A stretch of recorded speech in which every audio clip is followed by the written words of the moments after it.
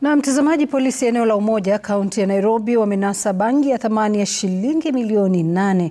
Mkuu wa polisi eneo la Buruburu Francis Kamau anasema kwamba bangi hiyo ilikuwa imepakiwa kwenye gari mawili ikiaminika kusafirishwa kutoka eneo la Nyanza kuelekea Mombasa. Kamau akisema kwamba walichukua hatua ya kufuatia vidokezo kuhusiana na bangi hiyo, huku mtu mmoja akizuiliwa na uchunguzi ukiendelea.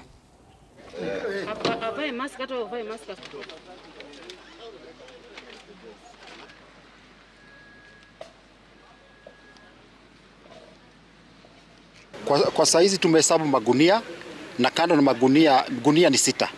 Zile gunia kubwa kubwa.